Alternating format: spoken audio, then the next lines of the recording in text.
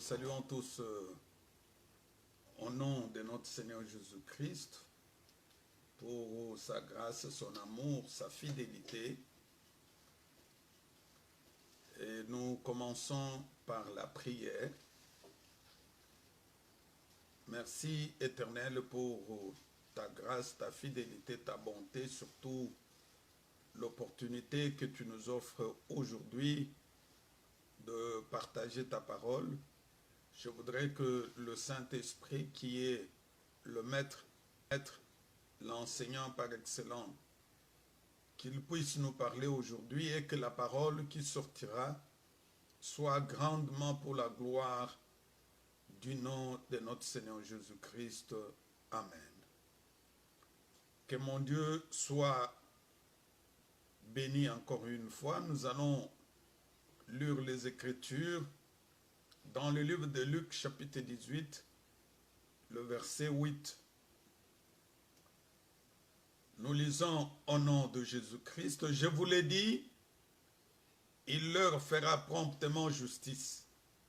Mais, quand le Fils de l'homme reviendra, trouvera-t-il la foi sur la terre? Ici, ce sont les paroles de notre Seigneur Jésus-Christ qui s'adressait pratiquement à ses disciples. Mais la partie qui nous intéresse plus, c'est la partie B. La question qui est posée ici, quand le Fils de l'homme viendra, trouvera-t-il la foi sur la terre? Notre thème d'aujourd'hui est intitulé la foi. La foi en Jésus-Christ, notre Seigneur et Sauveur. Et je voudrais d'abord définir qu'est-ce qu'on entend par la foi, parce que la définition est très importante. Pour trouver la définition de la foi, nous allons directement dans le livre de Hébreux chapitre 11. La foi. Hébreux chapitre 11 verset 1. La parole de Dieu dit ceci. Sans la foi. Or la foi est une ferme assurance de choses qu'on espère, une démonstration de celles qu'on ne voit pas. Pour l'avoir possédée, les anciens ont obtenu un témoignage favorable. C'est par la foi que nous reconnaissons que le monde a été créé par la parole de Dieu en sorte qu'on nous voit. On n'a pas été fait de choses visibles. Je voudrais d'abord aujourd'hui définir ce qu'on entend par la foi. La première définition, la foi, c'est s'approcher de Dieu. Lorsqu'on parle de la foi,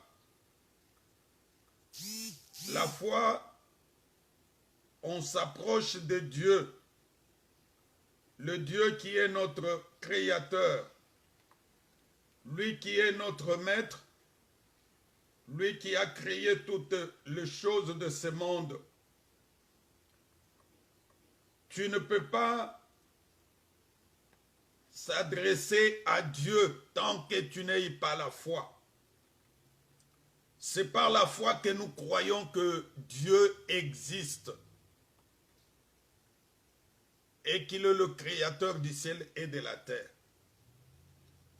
La Bible dit, sans l'avoir, c'est une démonstration de celle qu'on ne voit pas. Par la foi, nous sommes rassurés que Dieu existe. Par la foi, nous nous adressons à quelqu'un que nous ne voyons pas physiquement. Mais cette personne existe. Nous croyons qu'il est là. Nous croyons qu'il nous écoute. Et d'ailleurs, lorsque nous nous adressons à lui, C'est comme si on le voyait physiquement. Au moment où il n'est pas avec nous, mais nous croyons qu'il est avec nous dans la pensée. Nous ne le voyons pas physiquement. Le verset que nous venons de lire dans Hébreux chapitre 1 dit que c'est une ferme assurance de choses qu'on espère. Tu as l'assurance, tu le témoignes et tu montres même que tu as eu la chose que tu n'as pas encore eue. Une femme qui a la foi et qui n'a pas encore mis au monde, c'est cette femme qui se comporte si elle était déjà enceinte. Elle va acheter les histoires de la maternité. Elle croit. Et finalement, ça finira par s'accomplir. C'est la démonstration de celle qu'on ne voit pas. On démontre des choses qu'on ne voit pas. Un enfant qui n'a pas encore eu son diplôme, mais cet enfant est très assuré. Cet enfant dit, il peut même témoigner qu'il a déjà son diplôme. Et pourtant, il n'a pas encore eu le diplôme physiquement. C'est ça la foi. Un homme malade, une fois qu'on prie pour cette personne, la personne commence même à témoigner. Elle se met debout et dit « Je suis guéri ». Qu'est-ce qui le pousse à dire toutes ces choses? C'est parce qu'elle a la foi. Une démonstration de choses qu'on ne voit pas. La personne démontre la guérison qu'elle n'a pas encore vue physiquement, mais du fait qu'elle a la foi. Elle sait que la parole de Dieu déclare que c'est par ce maître sûr que nous sommes guéris, du fait qu'on a prié pour lui, et il sait que la guérison est entrée dans sa vie. Est-ce que tu as la foi en Jésus-Christ, en qui tu as cru? As-tu la foi que le Seigneur Jésus est avec toi? As-tu la foi que le Seigneur Jésus marche avec toi? As-tu la foi que le Seigneur Jésus accomplira ce qu'il a promis dans ta vie? As-tu la foi que le Seigneur va se glorifier dans ta vie? Il faut avoir la foi qui est une ferme assurance de choses qu'on espère, une démonstration de celles qu'on ne voit pas. La deuxième définition de la foi, c'est jeter dans le vide. Il s'agit de voir des choses, celui qui a la foi, voit des choses d'une manière tout à fait différente que les autres. Tu vois les choses autrement. Pendant que les autres sont en train de voir des difficultés, mais comme toi tu as la foi, tu dis que ça marche. C'est une folie pour ceux du monde. Quelqu'un qui a la foi. La rentrée scolaire est pour demain, mais quelqu'un qui a la foi croit que le Seigneur est avec lui et que le Seigneur va se manifester dans sa vie. Mais celui qui n'a pas la foi va effectivement commencer à se tourmenter. Mais lorsque tu as la foi, mon frère, ma soeur, j'aimerais te dire que tu vas voir les choses d'une manière tout à fait autre que les autres. Lisons le livre de 2 Rois, chapitre 6, à partir de verset 8. Ici, la parole de Dieu dit ceci. Le roi de Syrie était en guerre avec Israël. Et dans un conseil qu'il tint avec ce serviteur, il dit, « Mon camp sera dans un tel lieu. » Mais l'homme de Dieu fit dire au roi d'Israël, « Garde-toi de passer dans ce lieu, car les Syriens y descendent. » Et le roi, envoyant de gens pour s'y tenir en observation vers le lieu que lui avait mentionné et signalé l'homme de Dieu. Cela arriva non pas une fois ou deux, le roi de Syrie en a eu le cœur agité et appela ses serviteurs et leur dit, « Ne voulez-vous pas me déclarer lequel de vous est pour le roi d'Israël? » L'un des serviteurs répondit, « Personne au roi, mon Seigneur. Mais Élisée le prophète qui était en Israël rapporte au roi les paroles que tu prononces dans ta chambre à coucher. »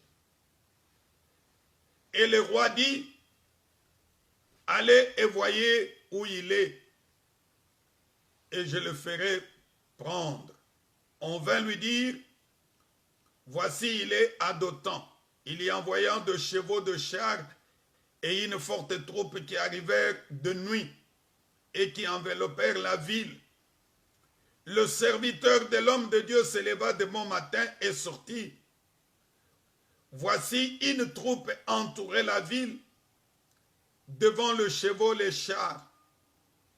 Et le serviteur de l'homme de Dieu, « Ah, mon Seigneur, comment ferons-nous? » Il répondit, « Ne craignez point, car ceux qui sont avec nous sont en plus grand nombre que ceux qui sont avec eux. » Élisée pria et dit, « Éternel, ouvre ses yeux pour qu'il voie. » Et l'Éternel ouvrit les yeux du serviteur qui vit la montagne pleine de chevaux et de chars autour d'Élisée.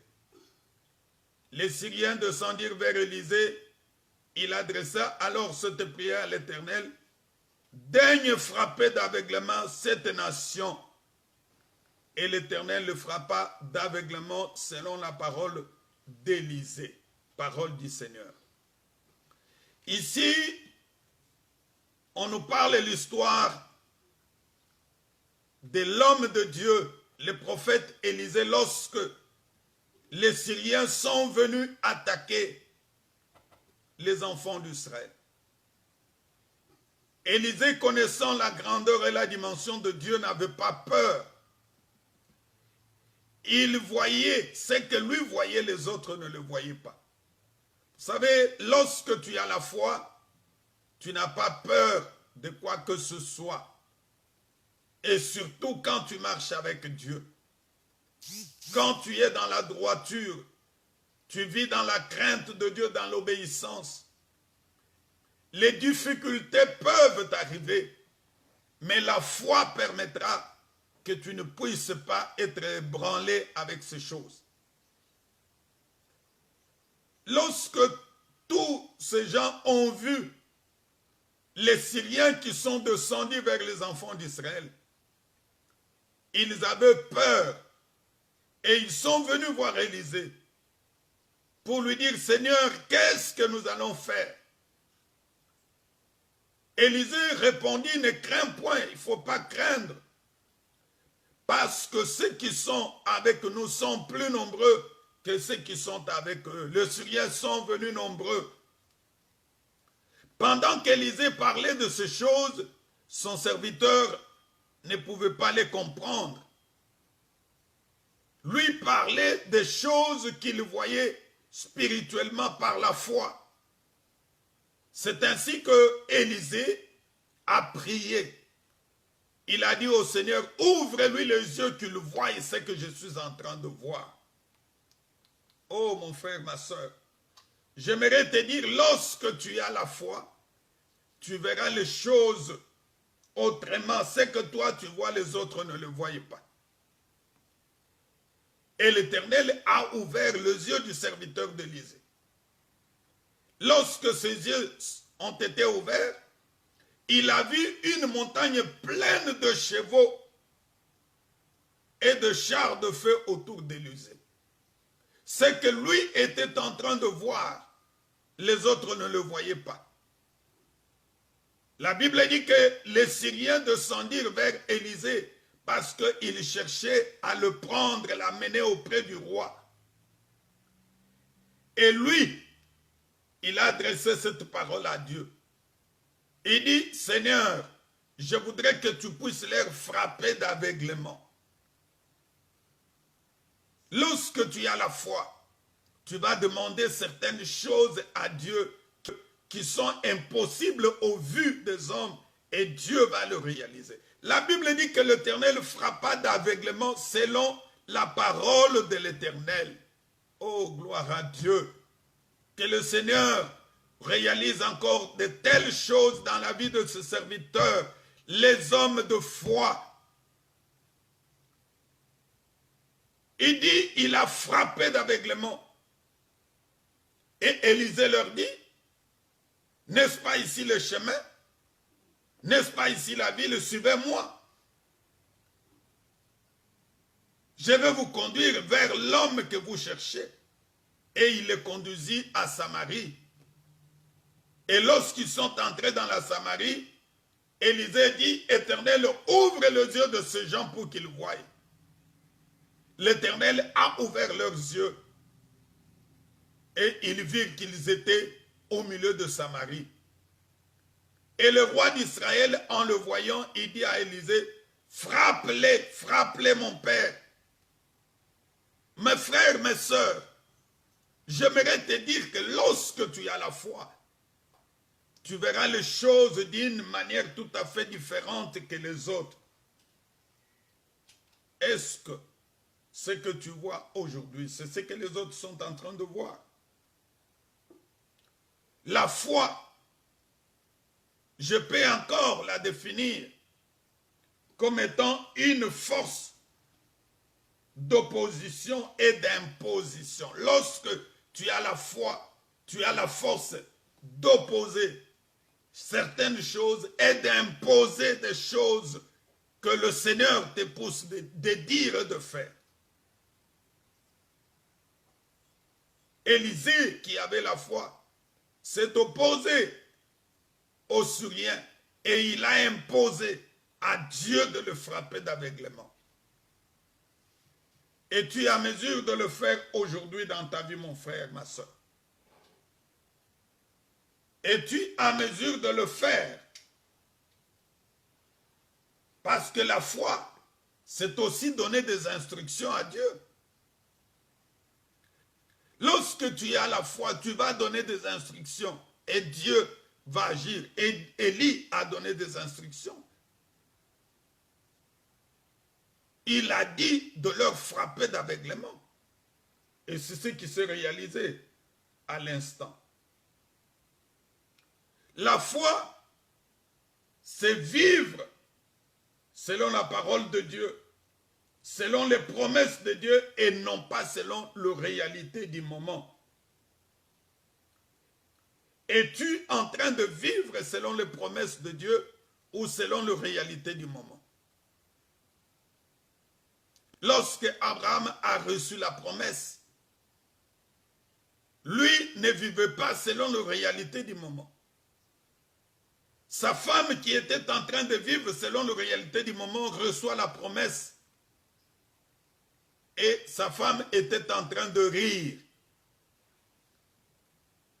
On lui pose la question, qu'est-ce que tu es en train de rire? Pourquoi? Parce qu'elle avait le doute. Elle se disait, à cet âge, est-ce que je finirai par mettre au monde? Je suis déjà avancé en âge. Pourrais-je effectivement arriver à mettre au monde? Oui, j'aimerais te dire que lorsque tu as la foi, tu vivras selon les promesses de Dieu. Tu ne vivras pas selon la réalité du monde. Abraham, qui avait la foi, n'avait pas regardé l'âge de sa femme, ni son âge à lui. Il reçoit la promesse à l'âge de 75 ans. Comme la promesse venait de Dieu, il savait que son père ne pouvait pas mentir. Et c'est ainsi qu'il a attendu. Quelle que soit sa femme, voyant que la promesse tardait, elle a poussé son mari à aller vers sa servante. Mais Dieu devrait se manifester. Fin de fin, il a eu le fils de la promesse à quel âge? À l'âge de 100 ans, après avoir attendu 25 ans. La foi, c'est voir des choses autrement. Ce n'est pas vivre selon la réalité du moment. Peut-être aujourd'hui, tu es en train de vivre selon la réalité du moment. Comme les choses ne marchent pas dans ta vie, tu te poses des questions, tu te dis, est-ce que réellement ça va marcher ou ça ne marchera pas?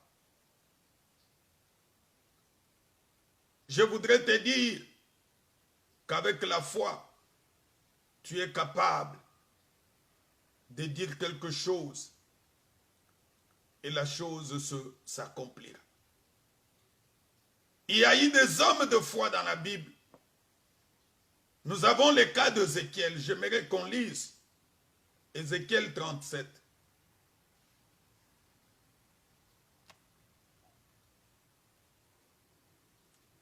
Il y a eu des hommes de foi qui ont vu la grandeur et la gloire de Dieu. Ézéchiel chapitre 37 à partir de verset 1. La main de l'Éternel fut sur moi. Ça, c'est Ézéchiel qui parle. Et l'Éternel me transporta en esprit et me déposa dans le lieu d'une vallée remplie d'ossements. Il me fit passer auprès d'eux tout autour, et voici, ils étaient fort nombreux à la surface de la vallée, et ils étaient complètement secs. Il me dit, fils de l'homme, ces eaux pourront-ils revivre? Je répondis, Seigneur, éternel, tu le sais. Il me dit, prophétise sur ces eaux. Et leur dit, ossements desséchés, écoute la parole de l'Éternel. Ainsi parle le Seigneur, l'Éternel à ces eaux, voici, je veux faire entrer en vous un esprit et vous vivrez. Je vous donnerai des nerfs, je ferai croître en vous de la chair et je couvrirai la peau, je mettrai en vous un esprit et vous vivrez. Et vous saurez que je suis l'Éternel. J'ai prophétisé selon l'ordre que j'avais reçu. Et comme je prophétisais, il y eut un bruit et voici, il se fit un mouvement. Et les eaux s'approchèrent les uns des autres. Je regardais, voici, il leur vint de nerfs, la chair crue, la peau le couvrit par-dessus. Mais il n'y avait point en eux d'esprit. Il me dit, prophétise et parle à l'esprit. Prophétise, fils de l'homme, et dis à l'esprit, ainsi parle le Seigneur éternel. L'esprit vient de 4 vents, souffle sur ces monts et qu'ils le revivent. J'ai prophétisé selon l'ordre qu'il m'avait donné. Et l'esprit entra en eux et il reprit la vie et ils s'étèrent sur leurs pieds. C'était une armée nombreuse, très nombreuse. Parole du Seigneur. Ici, on nous parle d'un homme de foi, le prophète Élisée. Dieu l'a amené en esprit dans un lieu, dans une vallée remplie d'ossements où il n'y avait que des eaux. Et l'Esprit de Dieu lui dit,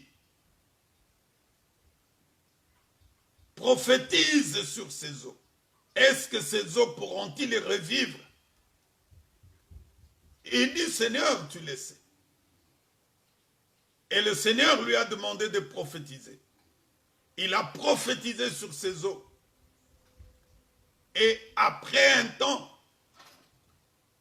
ces eaux ont retrouvé pratiquement la vie.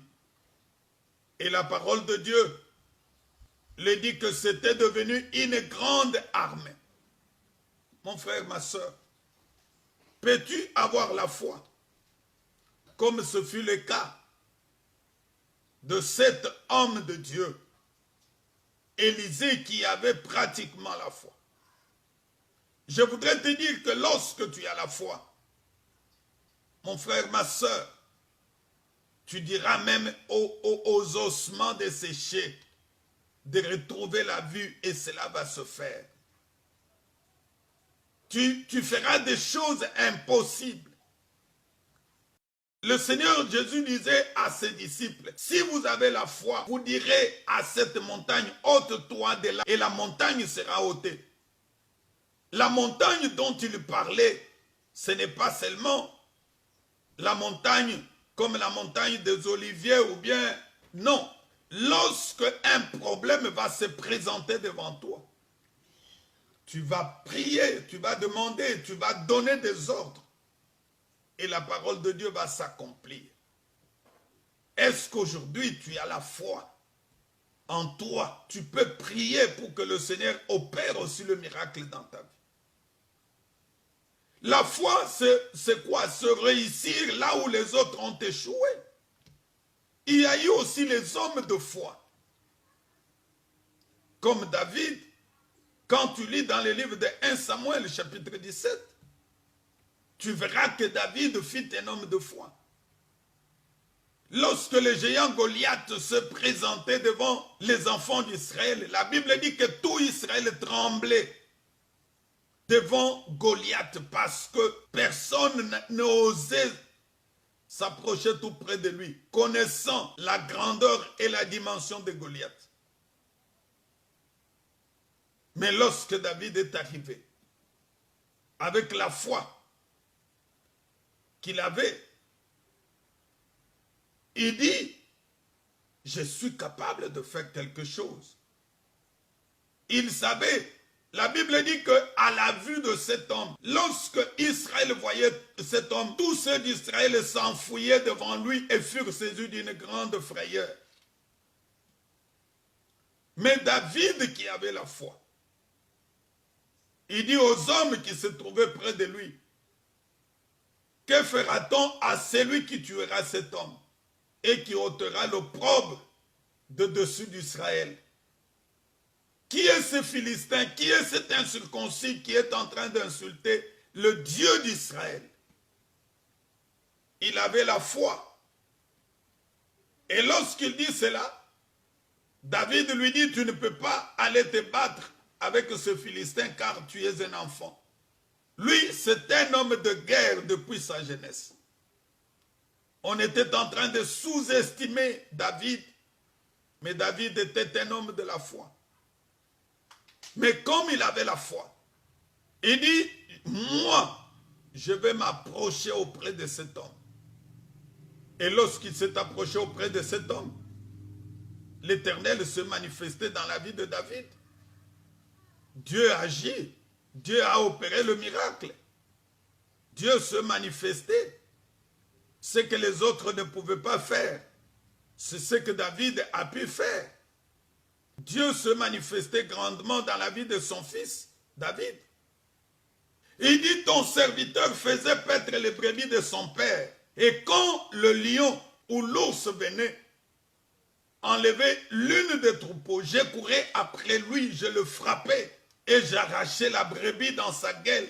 S'il se dressait contre moi, je le saisissais par la gorge, je le frappais. Ça, c'est David qui avait la foi. Et il savait que Dieu était capable de se manifester dans sa vie. Lorsque tu as la foi, Dieu va se manifester dans ta vie. Et il dit aux Philistins, tu marches contre moi avec l'épée. Parce que le Philistin Goliath avec l'épée, la lance et le javelot, mais moi je marche contre toi au nom de l'Éternel des armées, le Dieu d'Israël que tu as insulté. Aujourd'hui, l'Éternel te livrera entre mes mains, je t'abattrai et je te couperai la tête.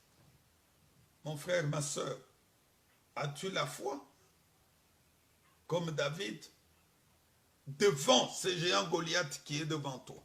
Peux-tu manifester la foi pour que le miracle s'accomplisse dans ta vie? Quelle que soit la dimension, quelle que soit la grandeur, quelle que soit la situation qui est devant toi, lorsque tu as la foi, j'aimerais te dire, tu vas donner les ordres et ton Dieu que tu pries va se manifester, il agira. Peux-tu prier, peux-tu donner des ordres avec la foi que tu as?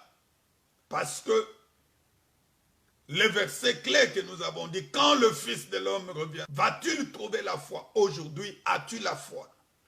Avec tout ce que tu as connu comme problème, tout ce que tu es en train de connaître comme difficulté, as-tu encore la foi que le Seigneur est avec toi, qu'il est capable d'agir dans ta vie?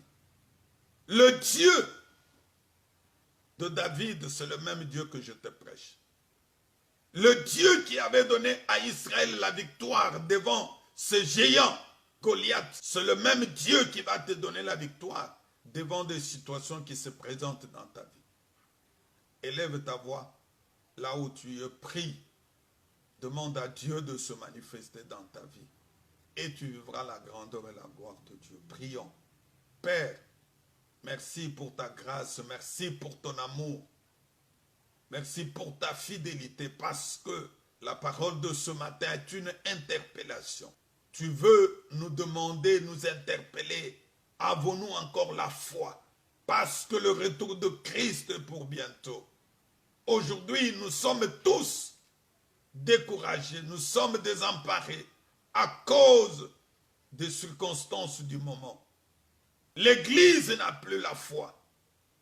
Mais nous savons qu'avec cette parole, nous allons encore y revenir. Je voudrais que mes frères, mes sœurs qui ont suivi cette parole la mettent en pratique et qu'ils vivent la grandeur et la gloire de Dieu au nom de notre Seigneur Jésus-Christ. Amen. Que mon Dieu vous bénisse. Tu peux partager notre prédication. Tu peux t'abonner aussi sur votre chaîne YouTube Cité de la Gloire. Abonnez-vous nombreux. Ce sera une bonne chose. Bye. À la prochaine.